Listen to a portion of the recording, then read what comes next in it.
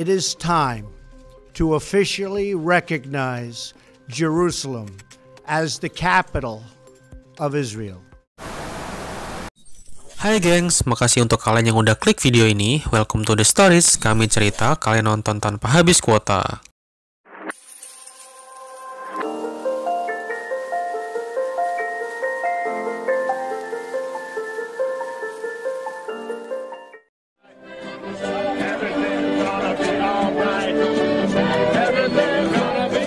Bagi kalian yang mengikuti perkembangan keadaan saudara kita di Palestina, pasti sudah tidak asing lagi dengan bangsa Israel. Atau mungkin kalian malah nggak tahu dan nggak peduli. Jadi guys, kita harus ikut andil dalam masalah Palestina. Karena Palestina ini bukan cuma masalah satu agama saja, namun jadi masalah semua manusia. Karena yang saat ini sedang dialami saudara kita di Palestina adalah masalah kemanusiaan, yaitu pemusnahan, dan media tidak sedikit pun meliput berita tentang yang terjadi di Palestina. Seolah-olah masalah di Palestina hanyalah masalah semu yang tidak perlu terlalu diperhatikan. Kali ini gue akan jelaskan dari sudut pandang Islam ya. Bangsa Israel sejak dahulu memang kerap kali membuat kerusakan di atas bumi. Bukan hanya itu, mereka juga mendustakan para nabi dan utusan Allah yang datang pada mereka. Penjelasan ini dapat kita temukan dalam beberapa ayat di kitab suci Al-Quran milik umat Islam. Berikut kutipannya. Ya Bani Israel adhkuru ni'mati allati an'amtu alaikum wa anni faddaltukum 'alal 'alamin. Seperti belum juga cukup, Allah Subhanahu wa Ta'ala bahkan pernah membangkitkan mereka dari kematian setelah disambar petir akibat ulahnya sendiri. وَإِذْ قُلْتُمْ يَا مُوسَى لَن نُّؤْمِنَ لَكَ حَتَّى نَرَى اللَّهَ جَهْرَةً فَأَخَذَتْكُمُ الصَّاعِقَةُ وَأَنْتُمْ تَنظُرُونَ ثُمَّ بَعَثْنَاكُمْ مِنْ بَعْدِ مَوْتِكُمْ لَعَلَّكُمْ تَشْكُرُونَ.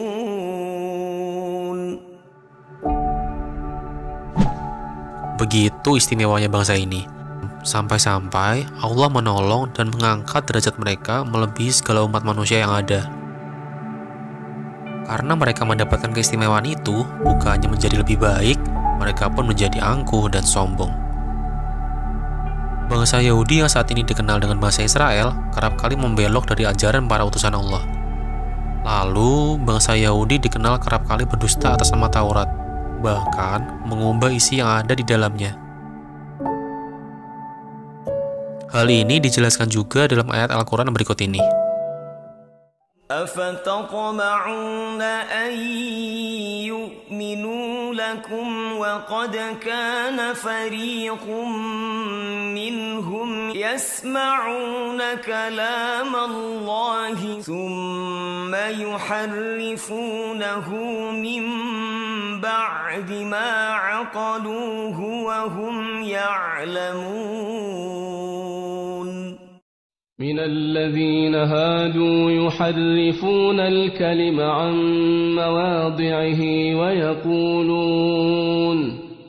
ويقولون سمعنا وعصينا واسمع غير مسمع وراعنا ليا بألسنتهم وطعنا في الدين ولو أنهم قالوا سمعنا وأطعنا واسمع وانظرنا لكان خيرا لهم وأقوم ولكن لعنهم الله بكفرهم فلا يؤمنون إلا قليلا.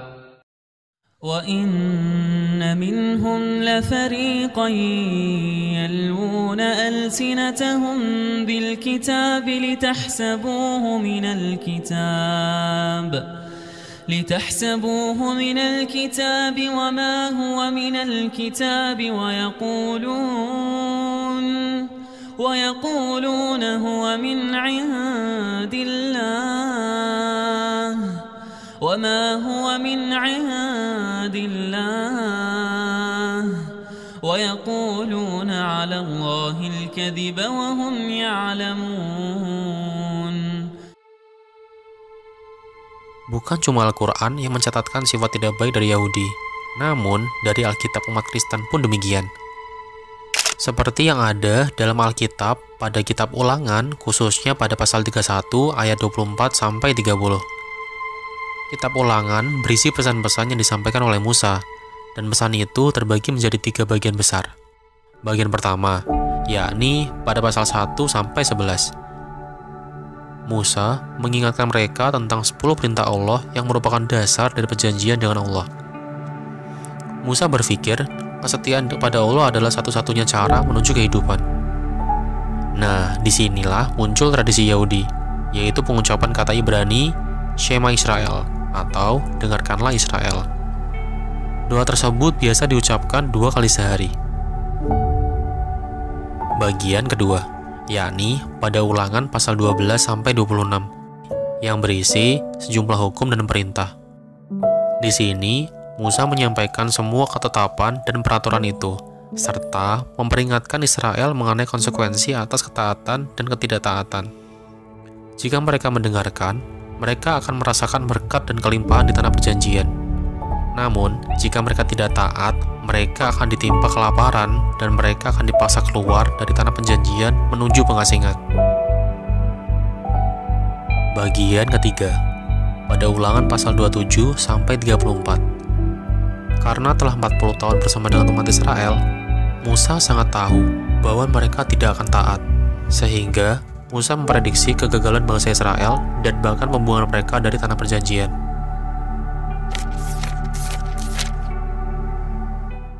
Biasanya, kalau suatu wilayah menjadi incaran dan diperebutkan banyak orang, pastinya memiliki suatu sumber daya alam yang sangat besar, hingga mampu membuat banyak negara gelap mata untuk merampasnya.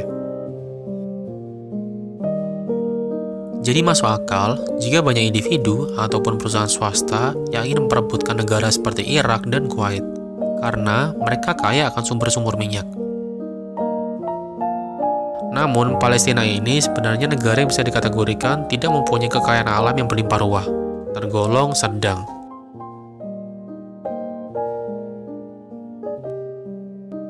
Lantas, apa yang membuat kaum Yahudi atau yang saat ini menjadi Israel begitu gigih untuk merebut dan menguasai daerah Palestina sepenuhnya? Dan sepertinya usaha Israel untuk merebut Palestina dengan melakukan berbagai macam aksi kekejaman seperti pengusiran dan pemusnahannya pun berhasil.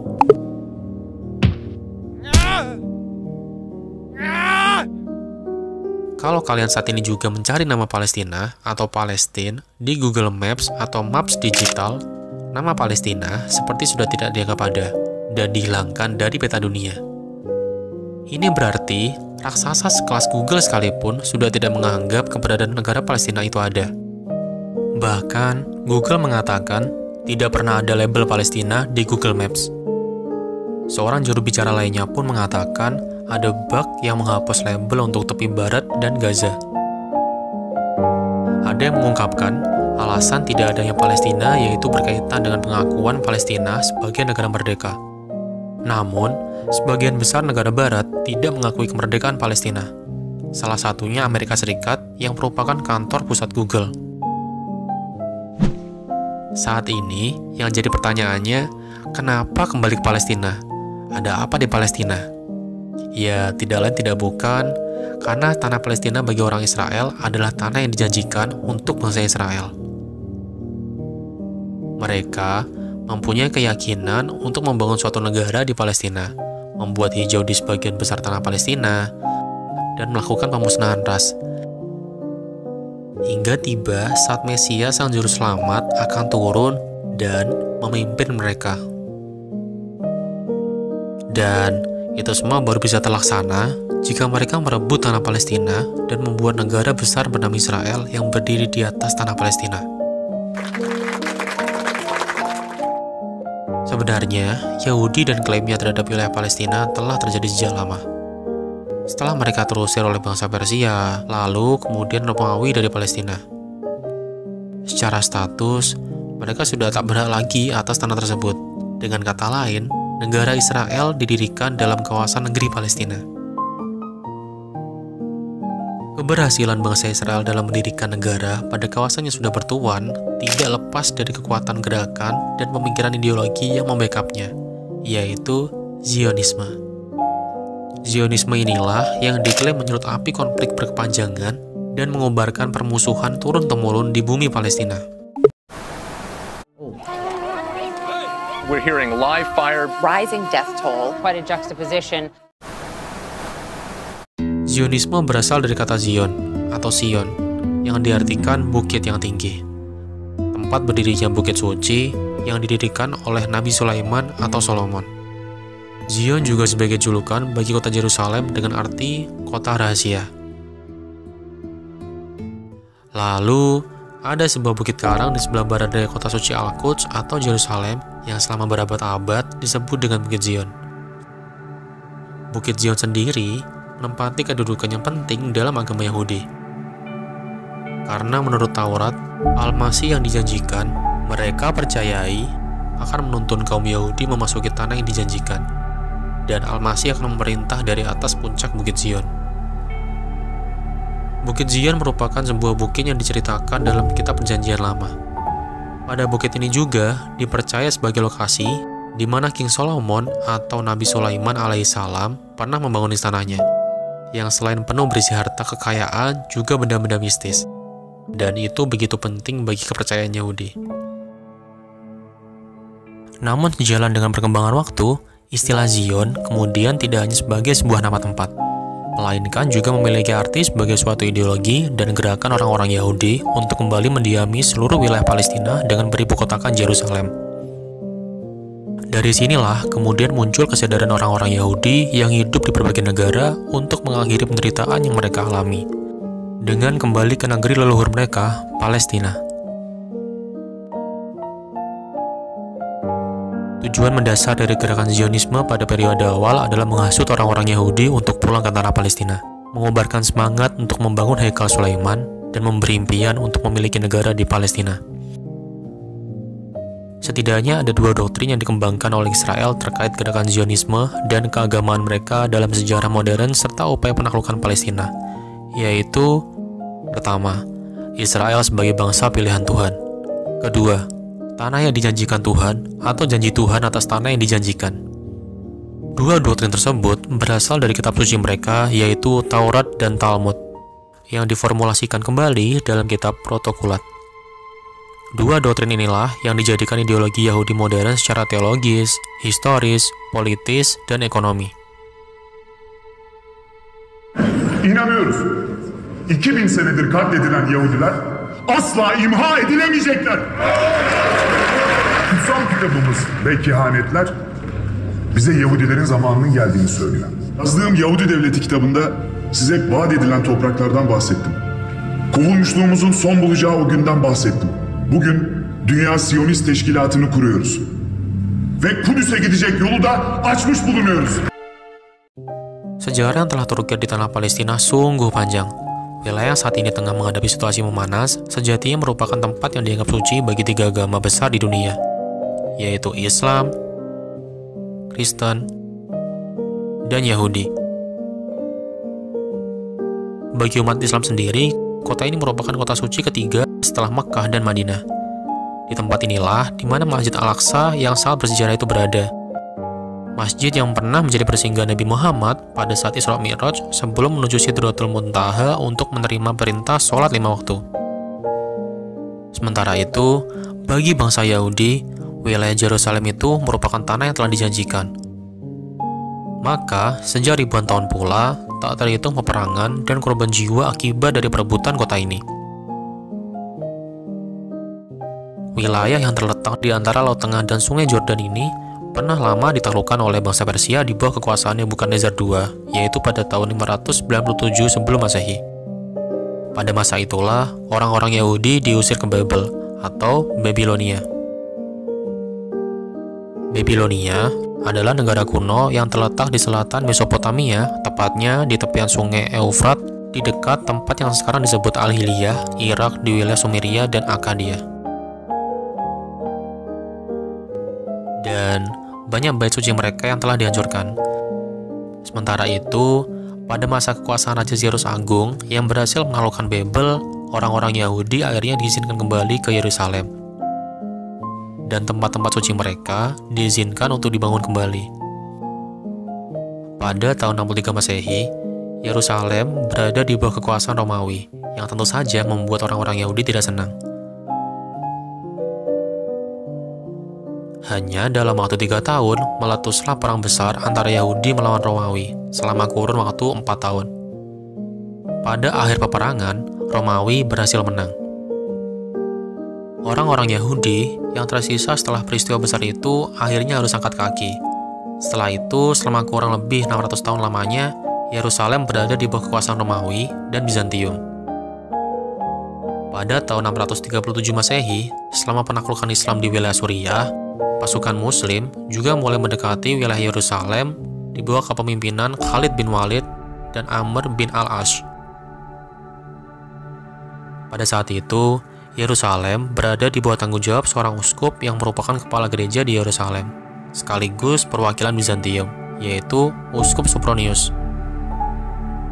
Saat itu, semua wilayah Yerusalem sudah terkepung oleh pasukan Muslim. Namun, Sopronius tetap menolak untuk menyerahkan Yerusalem, kecuali jika Khalifah Umar bin Khattab langsung datang kepadanya. Mendengar hal ini, Umar bin Khattab yang berada di Madinah langsung menuju Yerusalem. Setelah bertemu dengan Sopronius, kemudian diserahkanlah kunci Yerusalem itu kepada sang khalifah. Khalifah Umar bin Khattab memberikan jaminan kepada orang-orang yang beragama selain Muslim di wilayah itu untuk hidup tenang tanpa ada paksaan sedikit pun untuk meninggalkan keyakinan mereka. Bahkan, ia menjamin harta-harta mereka serta gereja-gereja tetap berdiri kokoh di wilayah itu tanpa ada gangguan. Seiring dengan berjalannya waktu, istilah Zion kembali muncul. Namun, tidak hanya sebagai sebuah nama tempat, melainkan juga memiliki arti sebagai sebuah ideologi dan gerakan orang-orang Yahudi untuk kembali mendiami seluruh wilayah Palestina dengan beribukutakan Yerusalem.